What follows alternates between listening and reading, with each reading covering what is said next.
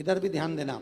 शिव मंदिर में जाएंगे तो ये शिवलिंग रखा है, ठीक है, ये जलाधारी है, ठीक है, ये माता का स्थान है कटिभाग, ये 2 चरण है जहां से पानी नीचे आ रहा है।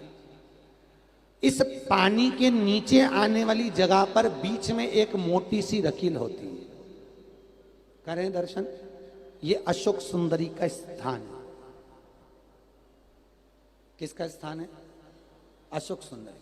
आज भी नियम है, जिस लड़के लड़की का विवाह नहीं हो रहा हो, शादी नहीं हो रही हो, बहुत परेशान हो गए, कहीं मंगल है, कहीं राहु है, कहीं केतु है, कहीं कालसर्प दोष है, कहीं कुछ है, बच्चे बच्ची का विवाह नहीं हो रहा, बार बार देखने आते हैं पर विवाह पक्का नहीं होता, कुछ ना करिए। सावन के महीने में चंदन की 3 बिंदियां और उस अशोक सुंदरी के स्थान पर आप सावन के महीने में किसी भी दिन जाकर लगवा दीजिए और उसी 3 बिंदी में से थोड़ा थोड़ा सा चंदन जहां पर लड़का लड़की सोते हैं उस कमरे में लगवा दीजिए। 6 महीने के अंदर विवाह पक्का हो जाता है। अशोक सुंदरी, और अशोक सुंदरी का प्रमाण भी बड़ा सुंदर है। एक बात याद रखिए, अशोक सुंदरी के लिए बहुत सुंदर बात कही गई, बहुत सुंदरता कहा गया है। जिसको काया का रोग हो जाता है,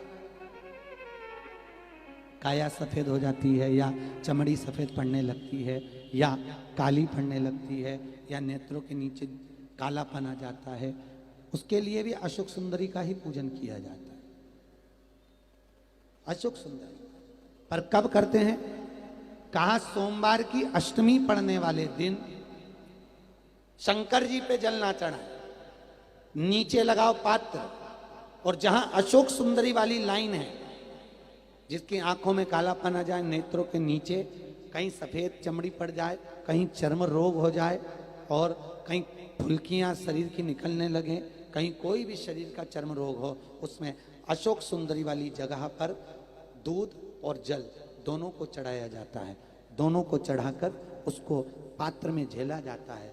सोमवार की अष्टमी के दिन इसको सुबह चढ़ाया जाता है। शाम के समय इसी जल को उठाकर शाम पड़ते समय बिल्कुल संध्या के समय पर पानी में मिलाकर इससे स्नान कर लिया जाता है। चर्म रोग समाप्त हो जाता है, चर्म रोग की समाप्ति। पर उसी दिन करना है, सोमवार की अष्टमी के दिन। कौन से दिन? सोमवार। लगभग वर्ष भर में 2 या 3 पड़ती है। अब के साल में तो 3 पड़ गई, अब अगले साल देखो कितनी पड़ती है, 2 या 3 पड़ती है सोमवार की अष्टमी। चर्म रोग तक को मिटा देती है। अशोक सुंदरी का प्रमाण है, क्योंकि अशोक सुंदरी सुंदरता प्रदान करने वाली, अशोक सुंदरी निर्मलता देने वाली, श्रेष्ठता देती।